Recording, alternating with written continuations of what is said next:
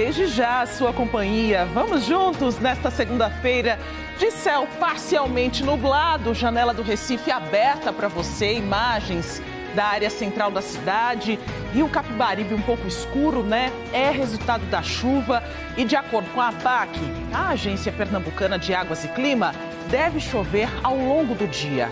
Uma chuvinha mais fraca. A máxima é de 31 graus para hoje. E nossas equipes de reportagem estão prontas para levar informações para você.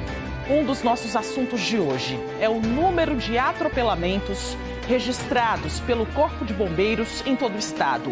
Foram 1.000 em um ano. Um encanador morreu soterrado dentro de um buraco em Itamaracá. Ele era funcionário de uma empresa que presta serviço à Compesa. A família diz que ele trabalhava sem equipamento de segurança. Você vai ver também como está o andamento da obra na Avenida Mário Melo, no bairro de Santo Amaro, no Recife, uma via importante na área central da cidade, por onde passam carros, motos, ônibus e bicicletas. Tem também um projeto da Universidade Federal de Pernambuco que mostra como você pode aproveitar a água da chuva para tarefas do dia a dia mesmo, como lavar as mãos, molhar as plantas e até beber. Uma campanha está arrecadando enxoval de bebê para grávidas que não têm condições de comprar. Tem ainda as dicas de cursos profissionalizantes de graça e muito mais. O NE1 está no ar e é todo seu. O QR Code, olha, está na nossa tela para você falar com a gente. Estou te esperando.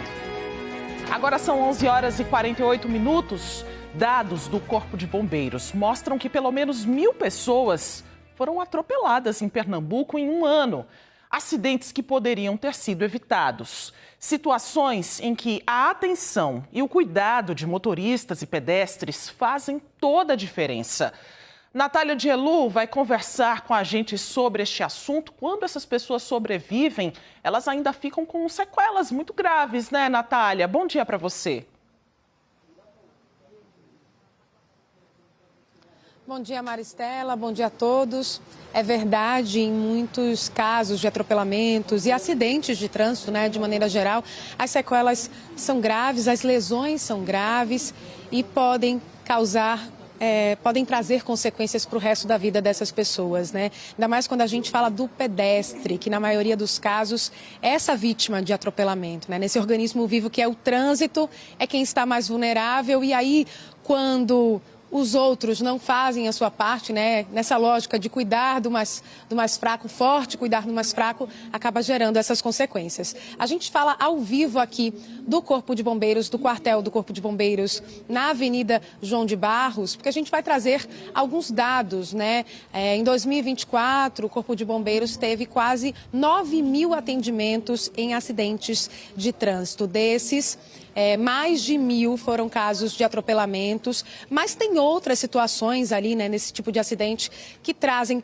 preocupação, como as colisões, né, as batidas entre carros, que foram quase 5.000, também as quedas de motos, as motos ainda trazem muita preocupação quando a gente fala do trânsito, principalmente porque ainda há muita imprudência, né? A gente preparou, inclusive, uma reportagem que a gente vai trazer nessa edição do NE1, falando também dos custos que esse tipo de acidente traz, né, para o Estado, porque além do custo na saúde pública, tem toda a reabilitação, né, daquela pessoa física e emocionalmente, daquela vítima de um acidente de trânsito. A gente vai trazer essas informações e discutir, né, nesse mês de maio, Maio Amarelo, que fala sobre prevenção a acidentes de trânsito, fazer essa reflexão todos juntos aqui no NE1, Maristela.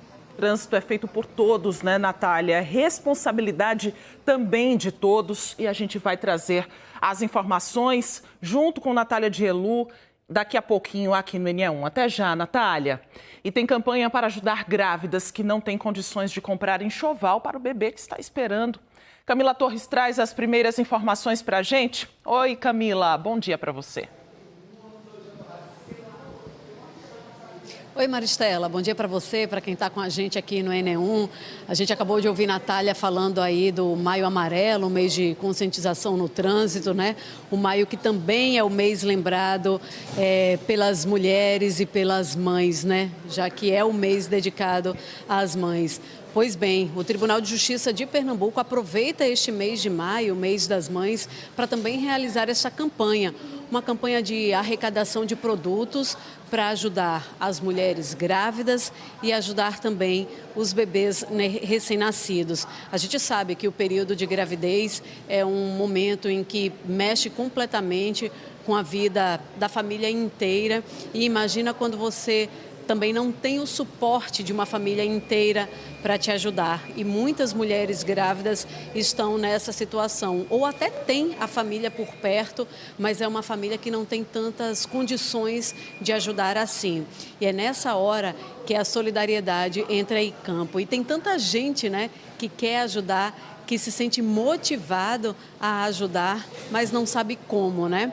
O Tribunal de Justiça de Pernambuco está com pontos de arrecadação nos fóruns da região metropolitana e nesta edição do ENE1 a gente explica direitinho quais produtos doar, como ajudar. Lembrando que essa campanha vai até sexta-feira. Dá tempo de ajudar, Maristela. Perfeito, Camila Torres, para o bebê que vai chegar, né? Todo mundo quer oferecer o melhor e aí a solidariedade é bem importante. Até já, Camila, com outras informações para a gente.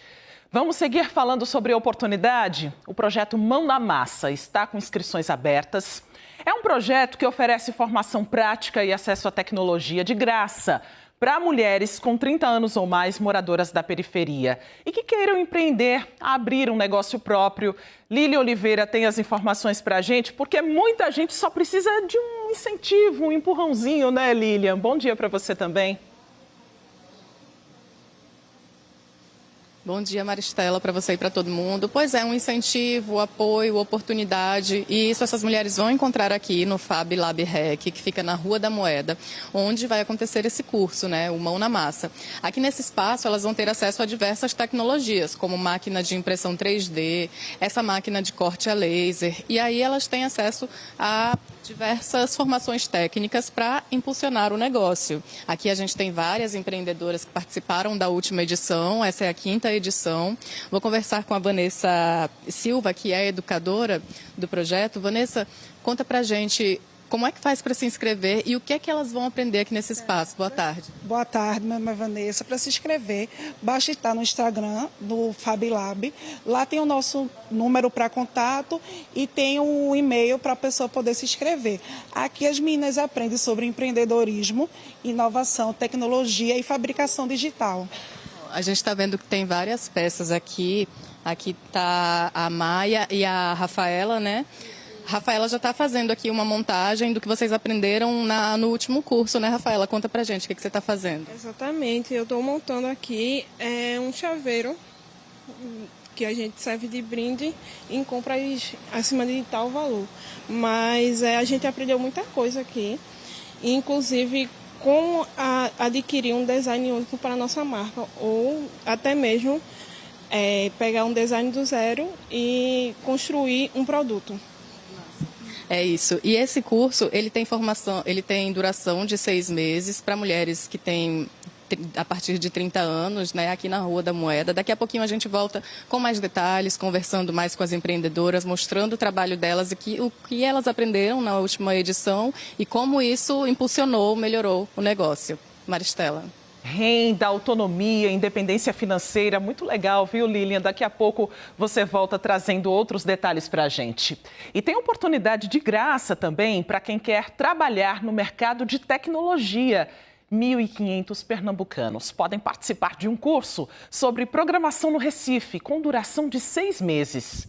E o aluno vai receber um incentivo financeiro para participar do programa Bolsa Futuro Digital. Bianca Carvalho tem as informações.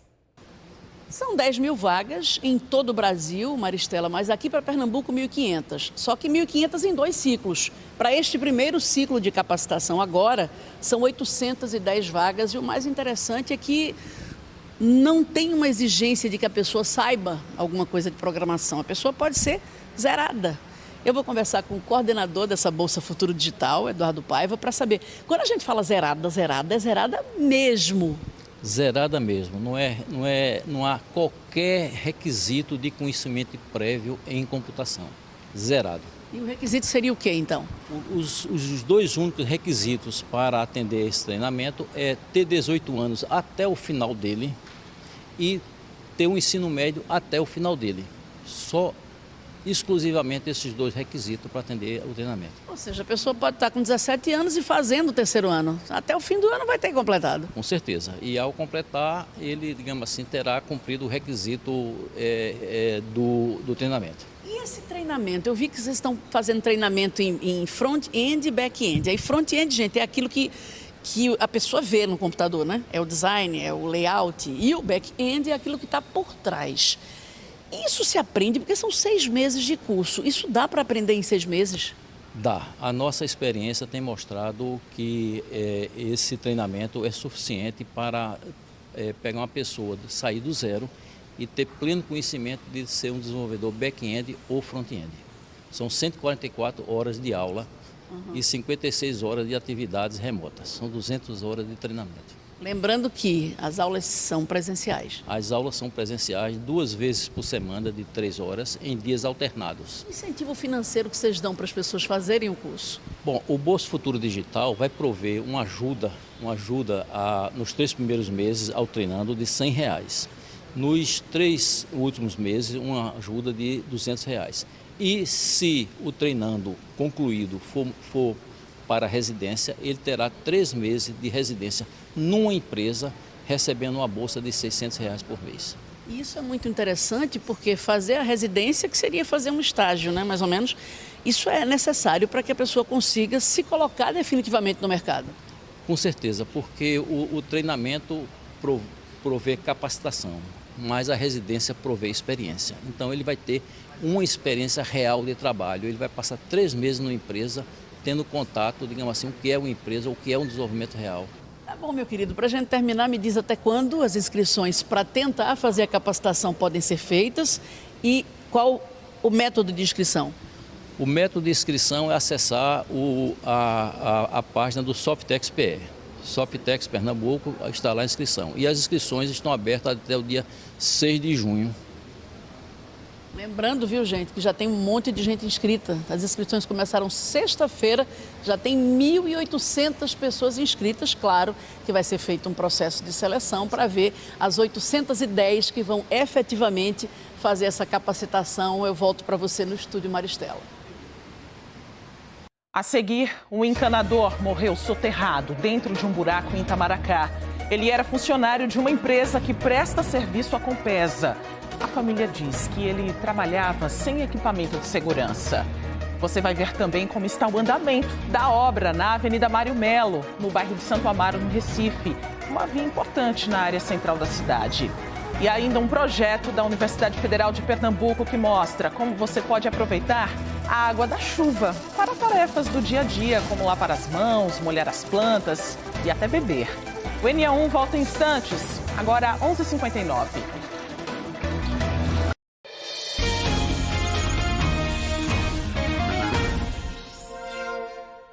Meio-dia e 4, estamos de volta e você vê imagens ao vivo da Avenida Mário Melo, no bairro de Santo Amaro. Daqui a pouquinho a gente resgata essa imagem para você. Olha aí na sua tela essas imagens de drone feitas pelo cinegrafista Christopher Moraes, que mostram um trecho que vai da Rua da Aurora até a Rua do Hospício, que passa por obras de requalificação para a melhoria do sistema de drenagem da pavimentação. São imagens ao vivo para você. O trabalho começou em março de 2024 e mudou aí o trânsito nessa que é uma via super importante aqui do centro da capital. A pista já está asfaltada, falta a ciclovia. Daqui a gente observa também que falta aquela sinalização horizontal, né? E essa obra na Mário Melo custaria inicialmente mais de R$5 milhões e deveria ter sido concluída em novembro do ano passado. E claro que nós estamos acompanhando aí todas as etapas dessa obra, este serviço desde o começo. E mostramos aqui no NE1 os atrasos na obra. A nossa equipe voltou ao local para ver o andamento dos trabalhos. Já faz tempo que a paisagem na Avenida Mário Melo tá assim. Nem surpreende mais quem passa por aqui todo dia. Aos 90 dias. Eu passei por aqui e ainda estava rolando ainda a obra. Cheio de buraco ali, cavaram aqui, ó. bomba de metralha como está ali. Essa obra acaba não, né? Acaba nada. Essa obra começou em março de 2024. Um trecho grande da via, uma das principais do bairro de Santo Amaro, foi interditado para trabalhos de drenagem e pavimentação. O trânsito entre a Rua da Aurora e a Rua do Hospício precisou ser bloqueado. Transtorno que, inicialmente, tinha data para terminar.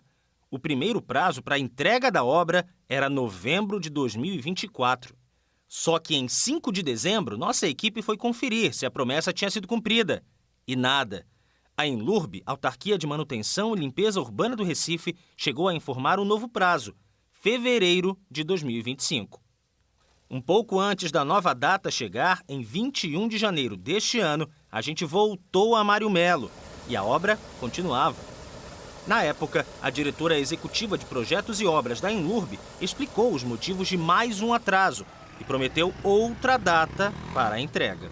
Essa obra teve muitas imprevisibilidades, por isso que houve um adiantamento de prazo, mas o prazo final que hoje está contemplado no cronograma da Enlurb é final de março de 2025.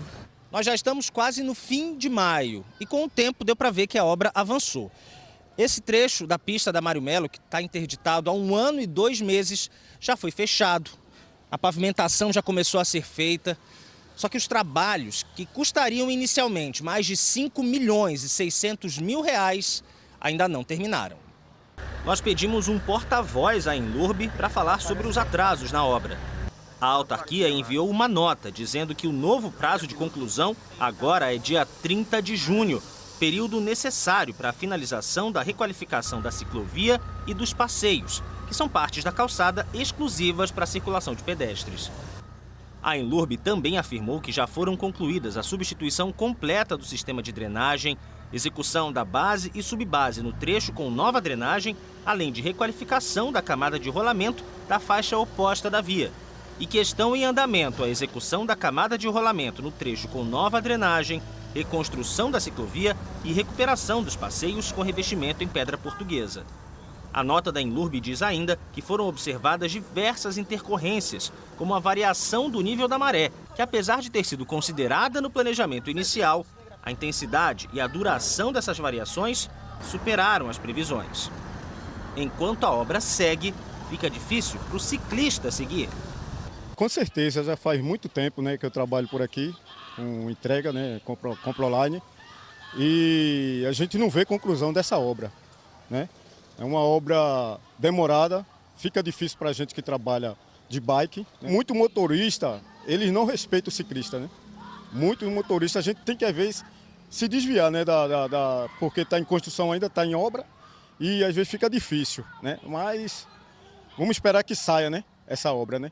Vamos esperar que saia porque está demorada. Sobra preocupação também para os pedestres. Muito ruim porque a gente tem aqui um fluxo de ciclistas no domingo.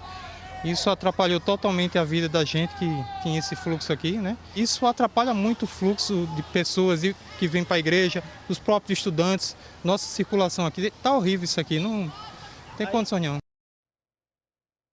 Dificulta a vida de todo mundo aí, né? Nós também pedimos à Enlurb o valor atualizado da obra, que custaria, na previsão inicial, mais de 5 milhões e 600 mil reais. A autarquia informou que agora o serviço na Avenida Mário Melo deve custar 6 milhões e 400 mil reais. Nós, claro, vamos seguir acompanhando se a obra vai ser concluída mesmo no novo prazo informado, 30 de junho. E a Polícia Civil investiga a morte de um encanador na tarde do último sábado em Itamaracá. De acordo com parentes, a vítima morreu durante um serviço para uma empresa que presta serviços à Compesa. Vídeos enviados para o Canal Globo mostram a movimentação no local.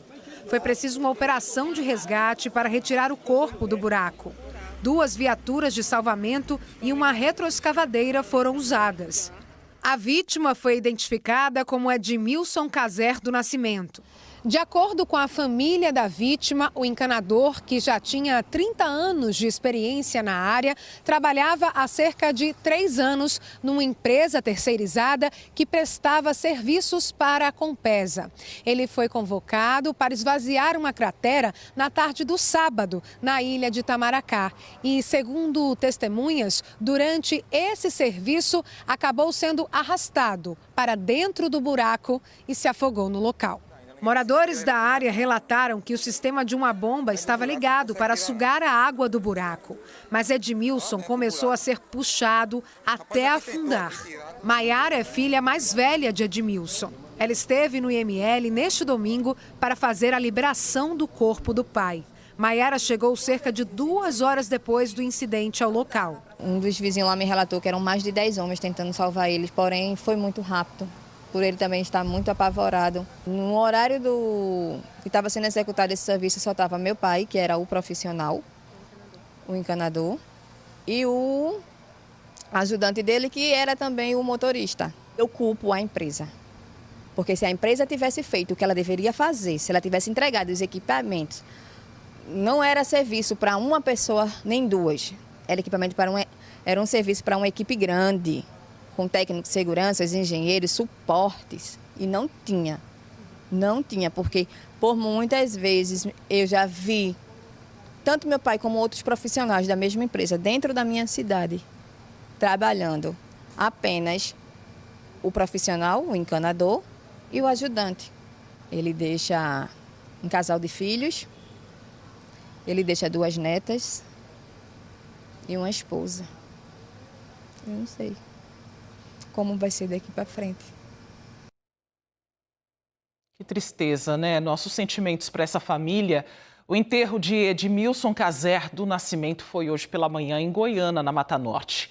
A Delegacia de Paulista está responsável pela investigação. A Compesa divulgou uma nota respondendo aos questionamentos da família de seu Edmilson. A Compesa disse que reitera profundo pesar pelo falecimento do colaborador da empresa terceirizada. Ainda de acordo com a Compesa, o funcionário era um profissional experiente em serviços de rua, acostumado com os reparos em redes de água.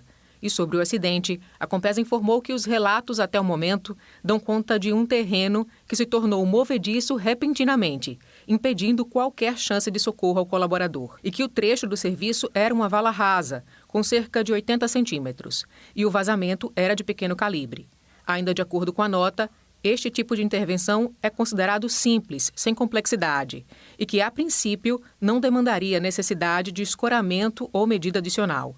A Compesa disse ainda que aguarda o resultado das investigações para definir as causas do acidente.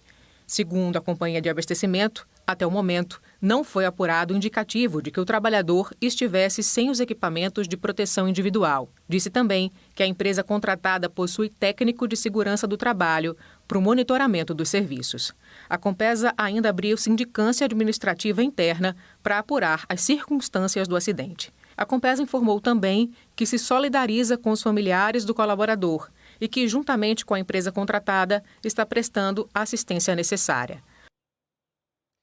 Vamos seguir com imagens do trânsito ao vivo para você, agora 12h14. Imagens para você da Avenida Presidente Kennedy, em Olinda. Elvis Lopes chegou por lá com a nossa Globomoto. A gente observa a movimentação por aí. Os motoristas estão sentido PE 15. E a gente recebeu mensagens de pessoas que circulam pela avenida todo dia, reclamando do perigo desses blocos aí de concreto na pista, fechando 2 vias. Teve gente que relatou acidentes no local.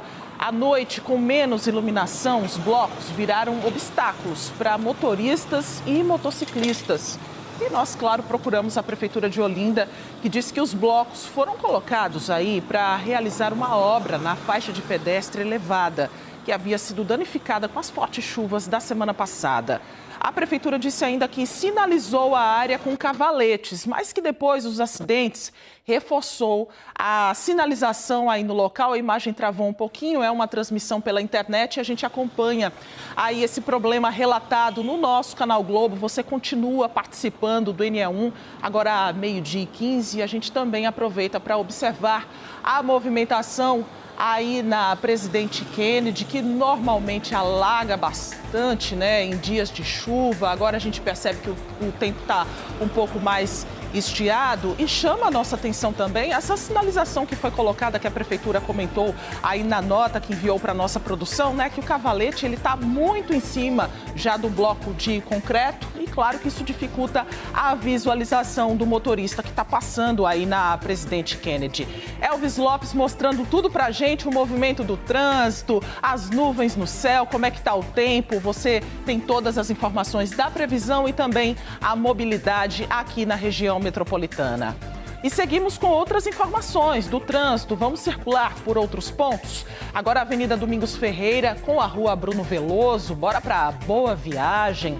Zona Sul do Recife, movimentação tranquila por aí, sem impedimentos para o motorista. Sinal abriu, a gente acompanha um pouquinho aí do movimento, os motoristas seguindo aí no sentido Avenida Boa Viagem. Bora para a Avenida Agamenon Magalhães, ali no Parque Amorim, os motoristas vão sentido Olinda, e aí a gente observa uma movimentação bem mais intensa do trânsito aí na região. Trânsito um pouquinho mais lento, mas sem grandes congestionamentos, tá? A gente segue agora para a Avenida Beberibe, ali em frente ao Arruda, movimento bem tranquilo para os motoristas que estão seguindo aí para os compromissos da hora do almoço. Olha, o número de vítimas no trânsito assusta, viu? De acordo com o levantamento dos bombeiros, no ano passado, em Pernambuco, foram 8.893 acidentes atendidos pela corporação, uma média de 24 por dia. Situações que muitas vezes podem ser evitadas com atenção e prudência. Natália Dielu conversa com a gente sobre este assunto. É uma questão de mobilidade, mas também de saúde pública, né, Natália? Porque acaba também sobrecarregando os hospitais. É verdade, Maristela. Para você ter ideia, o Hospital da Restauração, que é uma referência no atendimento, né, de traumas, ele tem uma média de 6.000 atendimentos por mês. E só este ano foram 2.500 atendimentos especificamente para vítimas de acidentes de trânsito. Então, é algo que sobrecarrega mesmo o sistema público de saúde. Em muitos casos, as lesões são graves, causam sequelas e todo esse custo, né, ele vai aumentando porque existe a preocupação com a saúde mental dessas pessoas que acabam tendo que lidar com uma nova realidade, né, nas situações em que elas ficam com sequelas, ficam com algum tipo de deficiência. Enfim, a gente fala ao vivo aqui do Corpo de Bombeiros, do quartel do Corpo de Bombeiros na Avenida João de Barros, porque os bombeiros, assim como o SAMU, fazem um atendimento, né, quando a gente fala de acidente de trânsito. Foram quase 9.000 no ano passado, atendimentos em acidentes de trânsito, e mais de 1.000 especificamente para atropelamentos. Hoje cedo nós estivemos na casa de Stephanie, que foi vítima de um atropelamento em Piedade em outubro do ano passado. Ela contou um pouquinho da história dela pra gente. Ela que está tentando se reabilitar, recomeçar a vida. Vamos acompanhar. Há 7 meses, Stephanie está em reabilitação, reaprendendo a se movimentar para atividades simples do dia a dia. Em outubro do ano passado, a vida dela mudou completamente depois que foi atropelada por um carro no bairro de Piedade, em Jaboatão. Eu estava saindo do trabalho, cerca de 3 minutos mais ou menos do local do trabalho até o local onde aconteceu o acidente. E aí, acho que fazia 2 minutos em média que eu tinha chegado na parada do ônibus. E aí esse carro veio em alta velocidade e subiu toda a calçada e me atingiu. Tinha um carro na frente dele que estava fazendo uma manobra brusca. Ele acabou colidindo, mas toda a pancada foi em mim, que estava aguardando o ônibus. A assistente social perdeu parte da perna direita e pouco tempo depois deu início a uma campanha para arrecadar recursos para comprar esta prótese biônica. Tudo mudou, né? A rotina mudou, o cuidado com a casa, com a minha família. Hoje o meu foco é na minha reabilitação. Aos poucos as coisas vão tomando forma, né? Mas o início é muito desafiador, né? Coisas de rotina que seriam comuns para uma pessoa que não tem deficiência, né? Fazer, tomar banho, se alimentar, né? Tudo tem outros desafios hoje. Stephanie tenta recomeçar com otimismo e resiliência, mas sabe que o acidente poderia ter sido evitado.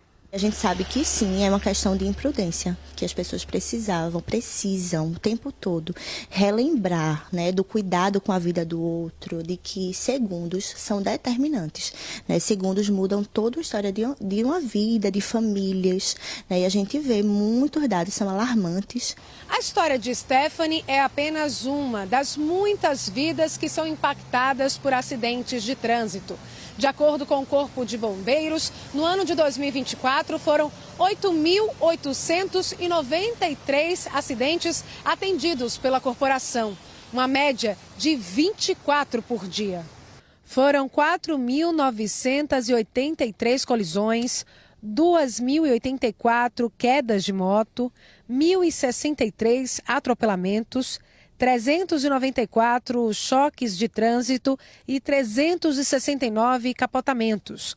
Ao todo, 153 pessoas morreram nessas ocorrências. O SAMU fez 14.178 atendimentos a vítimas de trânsito em 2024. O número corresponde à soma de acidentes envolvendo motos, carros, bicicletas, ônibus e caminhões. O Hospital da Restauração é referência em traumas. Todos os dias recebe várias vítimas do trânsito. De janeiro até agora, mais de 2.500 pessoas foram atendidas na unidade por esse motivo. O diretor do hospital destaca que, em muitos casos, as vítimas ficam com sequelas e os impactos vão além da saúde pública. Isso traz para a sociedade um custo muito alto. Primeiro, o custo direto da saúde, desde a equipe do SAMU, que faz o atendimento inicial, até a recuperação e fisioterapia desses pacientes, mas também os custos indiretos, os custos sociais. Perdas de vida da juventude, um tempo afastado na produção, no trabalho, a necessidade de benefícios no INSS, tudo isso gera para a sociedade um custo na casa dos bilhões. Então a gente sabe que um trânsito seguro depende bastante do comportamento do condutor e das pessoas que transitam pelo trânsito. Então, boa parte desses acidentes poderiam ter sido evitados.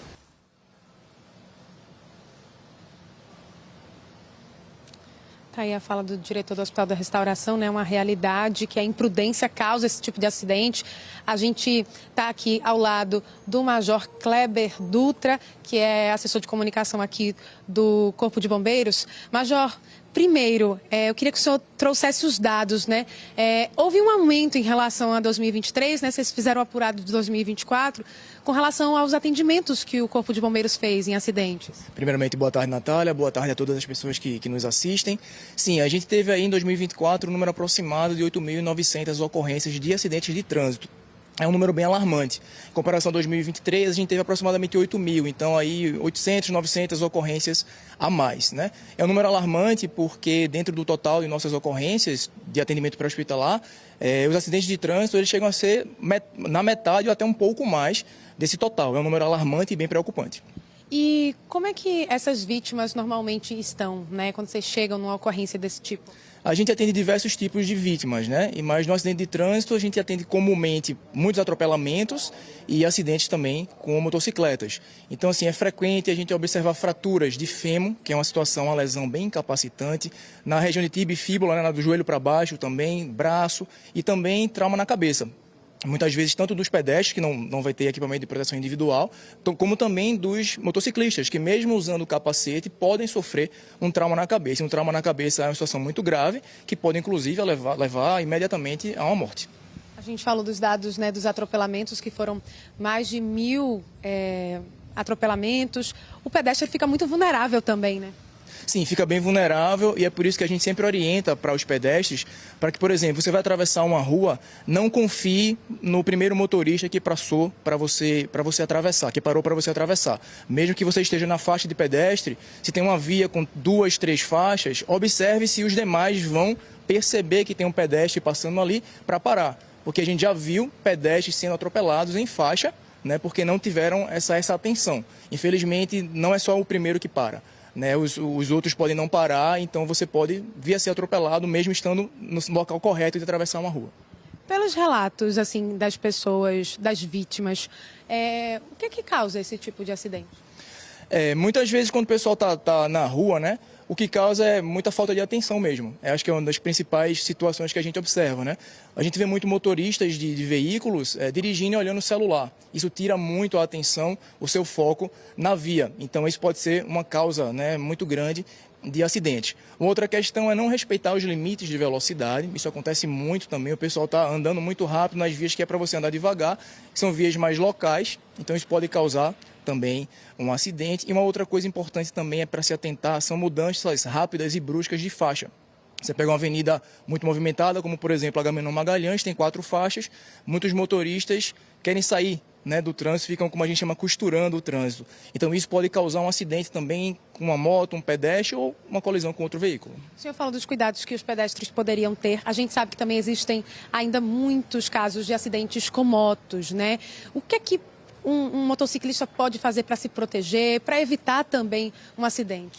A gente sempre orienta que o motociclista ele também obedeça os limites de velocidade e não seja tão afoito, né, naquele deslocamento. Muito motociclista gosta de passar pelo corredor em alta velocidade, então às vezes no ponto cego de um veículo é bom estar atento para esses pontos cegos do veículo. Nem sempre o motorista vai estar observando que o motociclista está passando do lado dele, então acho que a orientação seria muito mais da gente prestar atenção no que os outros estão fazendo, no provável erro do outro, do que no nosso próprio acerto. Então, isso é uma informação importante. Sempre pilotar, dirigir, observando o que é que pode acontecer de erro da outra pessoa. Motociclista também, às vezes a gente vê muitos que trabalham com transporte, né, por aplicativo, acabam botando ali aquele suporte na moto. Quais são os cuidados nesse tipo de situação, de postura? Observar assim, é meio complicado você pilotar uma moto, precisa ter muita expertise no assunto para pilotar uma moto olhando ali um GPS e tal. Então, é sempre estar prestando atenção no que está ao seu redor. É o mais importante, a dica mais importante, a orientação mais importante que a gente passa é estar atento a tudo que está ao seu redor. Pilotar uma moto não é fácil, né? Requer muita atenção e você não tem proteção nenhuma. Qualquer colisão, qualquer queda, você pode sofrer um dano grave. Só para a gente fechar, o que fazer, né, quando se deparar com uma situação de uma vítima de trânsito? Quais são os cuidados? A gente sabe que é importante ligar para os bombeiros, para o SAMU, mas qual orientação a gente pode dar para a população? Primeiramente, fazer o isolamento e sinalização daquele local para que não aconteça um segundo acidente. Ligar para o corpo de bombeiros se for um trauma, né? Nosso número de emergência é 193. Então, ligar para o corpo de bombeiros e o importante é não mexer naquela vítima. Tentar estabilizar ela, fazer com que ela não se mexa, porque é uma lesão que já existe, que não foi avaliada ainda por uma pessoa que é leiga no assunto, pode vir a piorar, né? É uma lesão que já existe, pode ser piorada por conta do manuseio inadequado. Então, é não mexer na vítima, isolar o local e ligar 193. Muito obrigada, Major Kleber Dutra, por essas informações tão importantes nesse mês de conscientização, né, no trânsito, Maristela. Atenção redobrada sempre, né, Natália, para evitar acidentes e mortes no trânsito. E o NE1 segue pelo trânsito com a nossa Globomoto. Tá saindo de casa? Fica ligado. Imagens ao vivo para você da Avenida Presidente Kennedy, no sentido PE 15, Elvis Lopes, na nossa Globomoto. Está mostrando a movimentação ao vivo para a gente, o trânsito mais lento em alguns pontos e a gente acompanha aí nessas imagens de Elvis Lopes. E você vê imagens que chegaram pelo nosso canal Globo da Rua Real da Torre, no túnel da Abolição.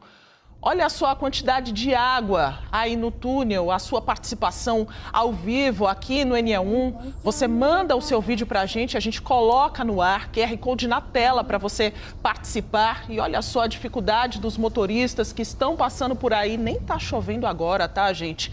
O tempo até estiou, tá nublado, tem previsão de chuva aí de acordo com a PAC ao longo do dia e nada justifica essa água acumulada, empoçada aí no local, o que requer ainda uma atenção maior do motorista que está passando aí pela região. A gente agradece a sua participação, você ajuda outros motoristas quando traz essa informação para a gente coloca na nossa tela para você acompanhar.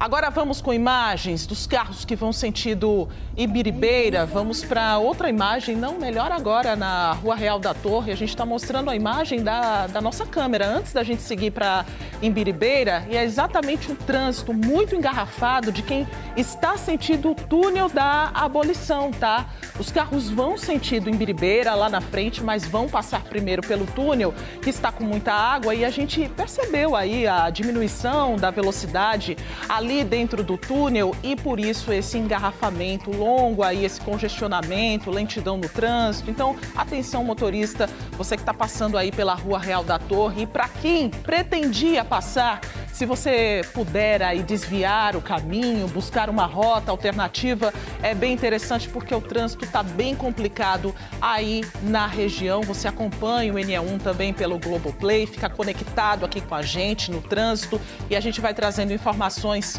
para você também que é motorista por aplicativo, que está seguindo para os compromissos aí da hora do almoço. A gente traz essas informações ao vivo para você.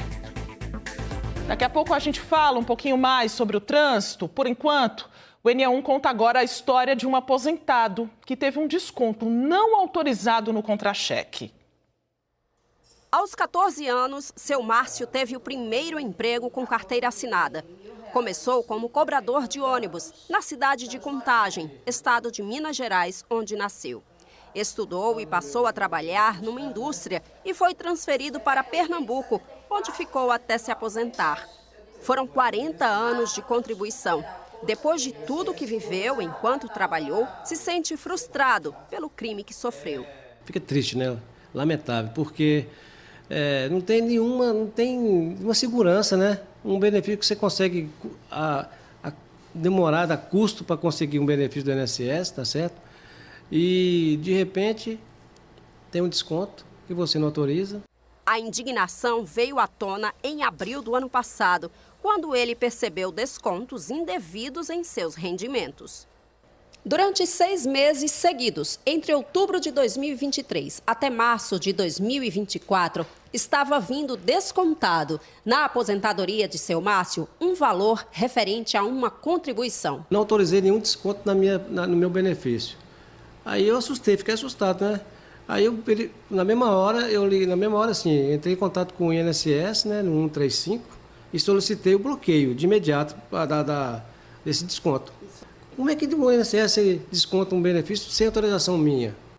As contribuições mensais variavam entre R$ 45,00 até R$ 77,86.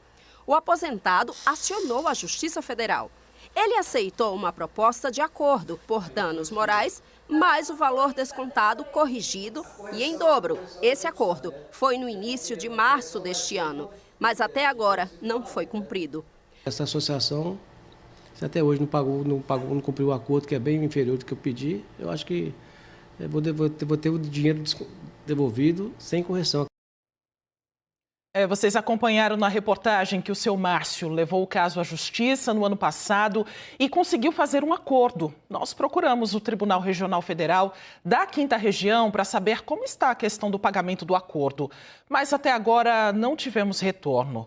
E recentemente uma investigação da Polícia Federal descobriu um esquema bilionário de fraude no INSS, que funcionava exatamente como o caso do seu Márcio. Descontos indevidos feitos durante anos sem autorização do aposentado ou aposentada. Os destinos eram diversos, sindicatos, associações em vários estados do país. A partir de hoje, o INSS vai começar a devolver os descontos indevidos referentes ao mês de abril. Sobre esse assunto, por isso que Joab Alves já está aqui pronto para conversar com a gente. Como é que vai ser feito esse pagamento, hein, Joab? Boa tarde para você. Oi, Maristela, muito boa tarde para você, boa tarde a todos que estão nos acompanhando. De uma forma simples, esse dinheiro vai cair direto na conta do beneficiário, tá? Esse pagamento tem início hoje e segue até o dia 6 de junho, mas muita atenção que esse dinheiro cai, gente, ali na conta do beneficiário. Não vai chegar link, não vai chegar nenhuma ligação para você passar a documentação, tá? Muito importante a gente reforçar essa informação. Aqui ao meu lado está o Luiz Henrique, ele que é advogado previdenciário, seja muito bem-vindo. Doutor, teve essa operação da Polícia Federal no início de abril. O INSS bloqueou aí para não ser descontado dessas pessoas nesse mês de abril. Por que ainda teve esse desconto esse mês? Seja bem-vindo. Obrigado, Joab. Boa tarde, Maristela. Isso mesmo. No mês passado, houve uma determinação do INSS suspendendo qualquer desconto indevido das entidades associativas. Acontece que, quando saiu a determinação, já tinha fechado a folha de pagamento do mês de abril. Então, houve o desconto. Acontece que o INSS ele não repassou esses valores para as entidades associativas, ficou imposto do INSS e agora ele vai começar a restituir os beneficiários do INSS. Como é que está esse calendário? O calendário começa hoje, dia 26 de maio, vai até o dia 6 de junho. Vai ser de acordo com o número do benefício. Você tem acesso a este número no seu cartão de benefício ou através da carta de concessão. Quando chega na sua residência, tem lá o número do benefício.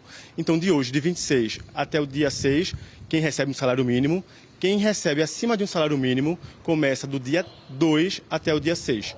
Esse é um assunto realmente que várias pessoas, principalmente as pessoas que recebem um benefício, têm dúvida. Tem algum canal, existe algum... Precisa ir para uma agência para tirar alguma dúvida, para saber se vai receber esse desconto? Os canais do INSS hoje são remotos, que é através do telefone 135 e do portal do Meu INSS. Mas a novidade agora que chega, a partir de sexta-feira, as agências dos Correios vão começar a receber esses requerimentos. O beneficiário pode comparecer a partir de sexta-feira na agência e solicitar um requerimento contestando lá o desconto indevido. Levar documento, identificação e o número do benefício. Nesse calendário que vai estar rolando até o próximo dia 6 de junho, para esse beneficiário, né, que vai estar recebendo, quando é que ele vai saber que vai receber? Em relação também aos outros meses que teve desconto, já tem alguma previsão também? De acordo com o INSS, vai ser de acordo com o pagamento do próprio benefício do segurado.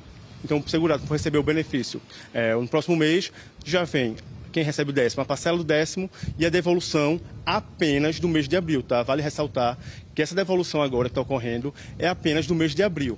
Quem tem descontos indevidos anterior a abril precisa fazer a requisição, o requerimento através do portal do Meu INSS, 135 e sexta-feira dos Correios. Não vai se dar de forma automática. Esse desconto, sim, vai ser pago automaticamente, mas os outros precisam ser provocados. Precisa procurar os canais do INSS. Ok, muito obrigado aqui pela participação com a gente no Enem, tirando essas dúvidas, muitas inclusive, e eu volto com você no estúdio, viu? Maristela. E a gente vai trazendo as atualizações, né? O QR Code continua aí na nossa tela para você mandar dúvidas, perguntas, porque a gente ainda vai voltar neste assunto, inclusive nos próximos dias, acompanhando todas as etapas da devolução desse dinheiro, né, Joab? Obrigada pelas informações. O Enem fala hoje de um projeto que incentiva mulheres a empreender. É que o projeto Mão na Massa está com inscrições abertas. Lilian Oliveira já até adiantou aí as primeiras informações. Para quem está chegando agora, Lilian, o que está sendo oferecido, hein? É um curso, Maristela, para quem sonha, né, em ter o próprio negócio, ou quem já trabalha empreendendo, mas que quer melhorar sempre. É voltado para mulheres que têm 30 anos ou mais, que moram em periferias da região metropolitana do Recife. Aqui a gente está acompanhada de algumas empreendedoras que participaram da última edição e vão contar para a gente o que é que elas aprenderam, né, como isso impulsionou os negócios. Estou com a Larissa, que tem uma marca há 5 anos, né? O que você desenvolveu aqui, Larissa? Boa tarde. Boa tarde, Lilian. Então, aqui no FabLab a gente utilizou a tecnologia do corte a laser. E aí, a partir disso, a gente desenvolveu uma estampa autoral, né, inspirada na história, na trajetória de alguns povos originários da África do Sul e do Zimbábue também. E aí a gente conseguiu, para além das peças que eu já costuro, que eu já faço, a gente conseguiu trazer as estampas autorais para deixar o produto ainda mais diferenciado e exclusivo. Então vamos mostrar para o pessoal aqui algumas estampas e o cabide também, que foi feito nessa máquina de corte a laser. Isso, a gente fez essa ferramenta aqui, a gente fez os cabides, também fizemos os broches e aqui estão algumas estampas que a gente desenvolveu aqui. Larissa, parabéns, viu? Obrigada pela entrevista. Ó, a Eduarda tem uma marca também de óculos, né? Conta pra gente, o que esse curso aqui ajudou vocês, né, a impulsionarem um negócio, e vocês criaram várias outras coisas. Boa tarde. Oi, gente, boa tarde. Bom, a capacitação, né, do projeto Mão na Massa possibilitou com que a gente adquirisse várias habilidades, a gente entendesse todos os processos e também diversas técnicas e permitissem a gente criar novas coisas e também aperfeiçoar a nossa marca, né? Como exemplo, a gente fez várias coisas, como a chave Pix, a gente conseguiu reutilizar esse couro, né, para transformar ele em etiquetas também. Aí, então, a gente conseguiu adquirir diversas técnicas e entender todos os processos para também criar outros produtos, né? Como esse expositor, né? Esse expositor de chaveiros, os chaveirozinhos que a gente fez com acrílico pelo corte a laser. A gente também fez isso aqui, que é um QR Codezinho mostrando da marca. Esse expositor também, que é super autoral, autêntico, né? Que é uma coisa só nossa. Então, a ideia também foi melhorar, trazer uma melhora nesse visual merchandising da marca. E aí, arrasou. E tudo com essa máquina de corte a laser, né? Então, elas têm acesso a essas tecnologias aqui. Gente, só para reforçar, tem a Maia aqui também, que é outra empreendedora, né? Maia, rapidinho me conta o que você está desenvolvendo aqui. Aqui boa tarde. Aqui é um protótipo, né? Inicialmente, a gente começa a fazer a parte digital para poder jogar na máquina e aí fazer as pecinhas. Aqui eu tenho formato de brinco, que eu criei. Tem essas 3 cores aqui, né? Dá para criar e fazer várias ideias. E aqui formato de broche, né? Sabe, é isso. Está desenvolvendo aí. Obrigada, viu, Maia? Gente, lembrando que as inscrições são até o dia 29 de maio. Vanessa, só reforça para a gente como funcionam as inscrições, né? E quem pode participar. As inscrições funcionam através do nosso link, que está no nosso Instagram, né? As inscrições vão até o dia 29 desse mês. Então, quem quiser se inscrever, se interessou pelo curso, pode vir se inscrever. Não precisa ter necessariamente um negócio. Tem pessoas que chegam aqui sem ideia de negócio e a gente fomenta para que a pessoa consiga criar seu próprio negócio do zero. E aí gera renda, autonomia, né? Muito obrigada, Vanessa. Olha, as inscrições até o dia 29 de maio, nesse site também que está aparecendo na tela. As aulas começam no dia 5 de junho e elas vão ter 6 meses de aprendizado. Aprendizagem também, Maristela.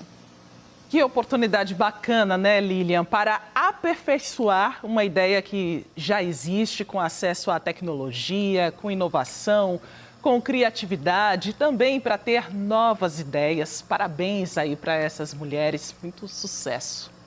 E tem outras dicas para quem está procurando um curso de qualificação. Quem conta tudo para a gente é Bruno Marinho. A gente adora receber você aqui, Bruno, toda segunda-feira com Pega a Dica do G1. Boa tarde. Mari, obrigado. Boa tarde para você e para todo mundo ligado aqui com a gente no Enem. Pessoal, você já sabe, né? Como encontrar serviços de graça no Grande Recife. É só ir lá no Pega a Dica através do QR Code aí na tela. Ó. Então pega o teu celular, aponta a câmera para ele como se fosse tirar uma foto, depois é só acessar o link que vai aparecer. Mari, enquanto tá todo mundo fazendo isso, bora já falar os destaques dessa semana? Bora lá, então. A primeira dica é para mulheres a partir de 18 anos de idade. É um curso de formação de parteiras com 20 vagas que são oferecidas pelo projeto As Ayabás e a Maternidade, da Associação Amigos de Nossa Senhora da Conceição. As aulas começam na próxima segunda-feira e acontecem durante 2 meses em 2 terreiros em Paulista, com atividades teóricas e práticas. Mas corre para se inscrever, porque o prazo termina na sexta-feira desta semana. A inscrição é na internet e o link está lá no G1. E no portal você também vai encontrar todas as informações para se inscrever em cursos de graça do CODAI, que é o Colégio Agrícola lá da UFRPE. São 240 vagas em cursos técnicos de administração, agropecuária e alimentos. As aulas acontecem no campus Tiúma, em São Lourenço da Mata, de manhã e à tarde, e dá para você se inscrever até a próxima segunda-feira. Para finalizar, a dica é para pessoas com TEA, que é o transtorno do espectro autista, e para mães de crianças autistas. São 100 bolsas de graduação oferecidas pelo Ser Educacional, na modalidade de ensino à distância, em vários cursos. Todos os detalhes para se inscrever estão lá no g1.com.br/pe ou então no aplicativo do G1, que você pode baixar de graça aí no seu celular. Que nem tudo isso que a gente falou aqui, né, Mari? Fácil demais, na palma da sua mão, ali no celular, você vai acompanhando todas as dicas do G1 Pernambuco. Muito obrigada, Bruno. Boa semana para você. Pra gente, até segunda. Até. Tchau, tchau. A gente fala agora sobre uma campanha que quer ajudar mulheres grávidas sem condições de comprar um enxoval para o bebê. Camila Torres já trouxe as primeiras informações aí para a gente. Como é que faz para ajudar, hein, Camila? Primeiro, ter essa boa vontade, tá, Maristela? Se tem produtos que você pode comprar para doar, pode ser assim. Se você tem produtos que já foram usados, mas que continuam em bom estado, você também pode participar dessa campanha que está sendo realizada pelo Tribunal de Justiça de Pernambuco. Deixa eu conversar com Wagner Lucena, ele que é secretário de Gestão de Pessoas do TJ aqui em Pernambuco. Ô Wagner, e onde exatamente entregar esses produtos? Boa tarde. Boa tarde a todos. O Tribunal de Justiça, ele tem um compromisso muito firme com a justiça humanizada. Isso representa olhar com carinho para aqueles que mais precisam. Então, a gente está com essa campanha Gerando Bem, com a Associação Pelo Bem, e estamos arrecadando esses donativos, que você já deve ter falado aí com Maristela, que está nos estúdios, né?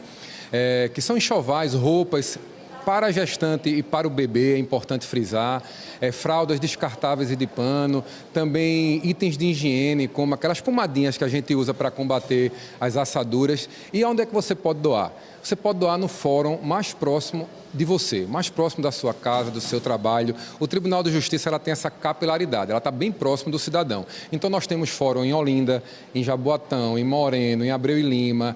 Aqui no Recife temos o Fórum do Recife, ali o conhecido Fórum Joana Bezerra. E aqui no Paula Batista, no centro da cidade, próximo ao Palácio da Justiça, nós temos o Fórum Paula Batista, que é onde nós estamos aqui na Rua do Imperador. Então você pode vir na recepção do fórum, procurar um funcionário do tribunal e deixar a sua doação. O importante é a gente não deixar de participar, para a gente fazer a diferença na vida dessas gestantes que estão em situação de vulnerabilidade social, né? A gente ajudar tanto as mamães, as futuras mamães, como aqueles bebês que estão chegando ao mundo. E importante dizer que até o dia 30, até essa sexta-feira, né? Até o dia 30 de maio a gente está fazendo essa arrecadação. Se você não puder vir presencialmente fazer a sua doação, Camila, você pode também procurar nossas redes sociais, @TJPE Oficial, deve estar aqui embaixo, né? E ver outras formas de ajudar esse projeto que abraçamos com tanto orgulho, junto com essa instituição, que é uma instituição respeitada e de bastante credibilidade, que é a Associação Pelo Bem.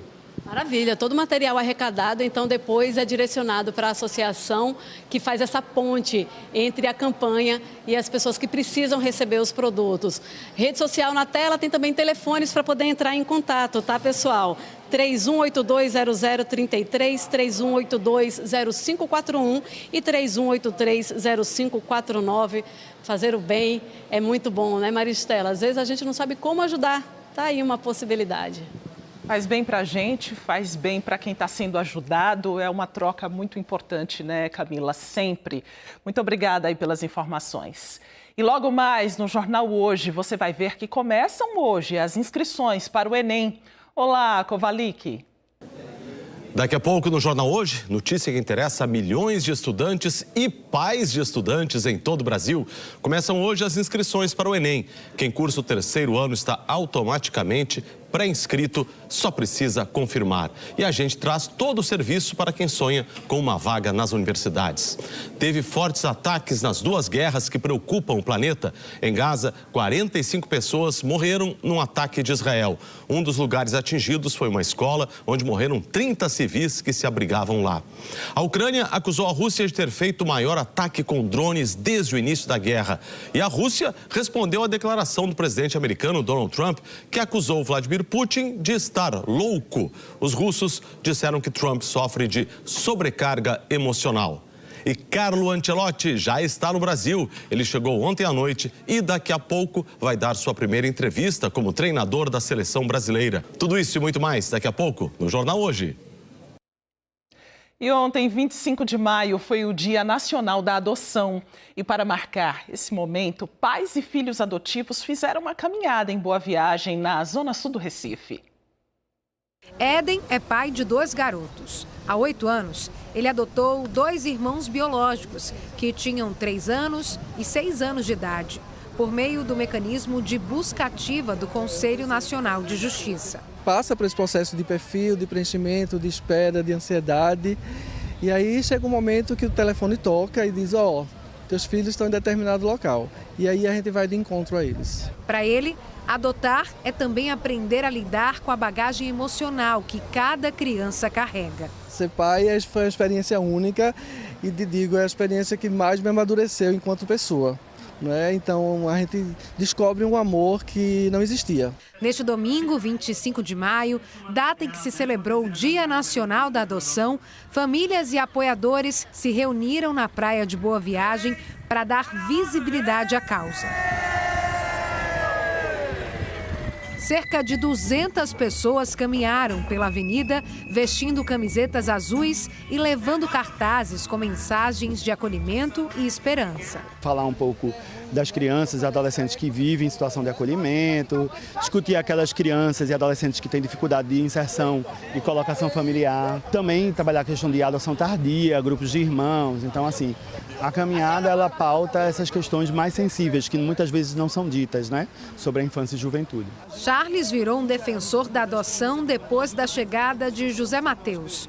O menino foi adotado com 11 anos e hoje está com 18. A adoção do meu filho transformou a minha vida, sabe? Então, acho que hoje a gente atua no grupo de apoio à adoção porque a gente vê que eu gostaria de adotar até outros filhos, mas como não é possível, eu acabo ajudando outras famílias a construírem os seus projetos adotivos. Valesca é coordenadora dos grupos de apoio à adoção do Nordeste e lembra que há outras formas de contribuir para transformar essas histórias, mesmo que a adoção não seja possível para todos. Existe aquele apadrinhamento onde você tem assistência afetiva, mas também tem aquele que, se você não quer se envolver, por exemplo, com um adolescente, né?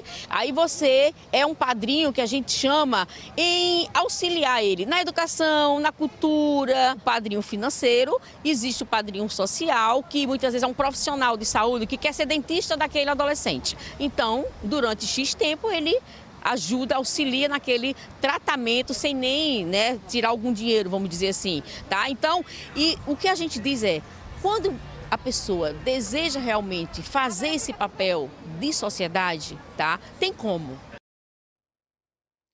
Você já parou para pensar em quantos litros de água você gasta todo dia em tarefas simples, como lavar as mãos, aguar as plantas e até beber? Duas iniciativas vêm mostrando que é possível reaproveitar a água da chuva para essas atividades e de forma segura. Um prédio com um conceito sustentável na Universidade Federal de Pernambuco. Este é um Instituto de Pesquisa em Petróleo e Energia, o LITPEG. A água da chuva não se perde aqui. 75% dessa água que cai do céu é aproveitada por meio de um sistema de captação nesse telhado de 2.500 metros quadrados. As calhas conduzem a água que se acumula no piso e entra no reservatório através de algumas passagens. A gente foi estudar como é a água da chuva na zona urbana do Recife.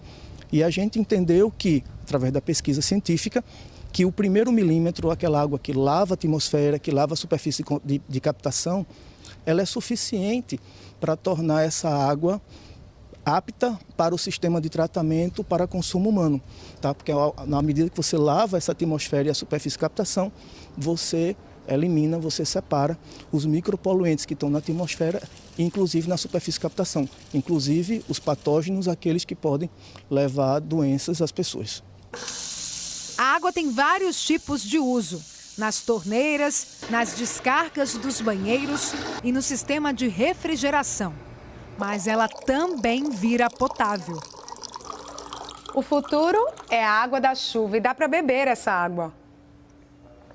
Esse bebedouro aqui torna isso possível sem o uso de produtos químicos. Por meio de uma pequena estação de tratamento, os micro-organismos são removidos e a água fica segura para o consumo.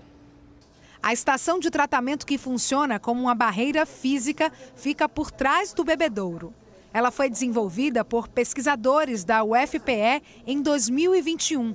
pode ser replicado facilmente, então pode chegar na casa das pessoas, inclusive, para que elas também façam uso, tenham um ponto de consumo de água potável e assim usem a água da chuva em todos os seus usos, em todos os seus consumos. Não dá para usar a água da chuva, beber a água da chuva assim, aleatoriamente? Não. A água da chuva, assim, apesar de aparentemente parecer estar limpa, existe muito micro-organismos que são invisíveis a olho nu e é importante ter esse cuidado porque ela passa por toda essa parte da contaminação, tanto atmosférica como da área de captação. Então, é imprescindível ter todos esses cuidados para se fazer uso para consumo humano dessa água. No Shopping Rio Mar, um dos mais movimentados centros de compra na zona sul do Recife, um imenso reservatório guarda a água da chuva. Ele tem capacidade para 3.600.000 litros e utiliza filtros para aproveitar a água da chuva nas regas das plantas do shopping e no sistema de descarga dos banheiros.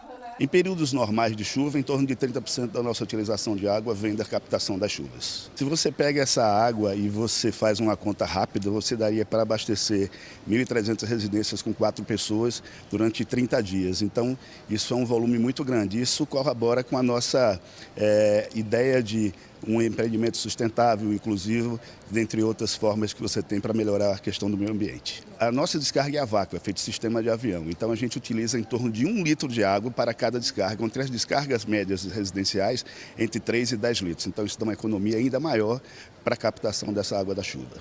Ana Amélia trabalha no shopping e acha que a iniciativa deveria inspirar outras instituições. Eu acho que todas as empresas precisam se preocupar com o meio ambiente, precisam entender que a gente tem que usar os recursos naturais de uma forma responsável, né? A gente não pode, porque a gente tem muita água, a gente vai usar à vontade. Não, se a gente pode recolher uma água que vai ser desperdiçada e ser reutilizada, isso é maravilhoso.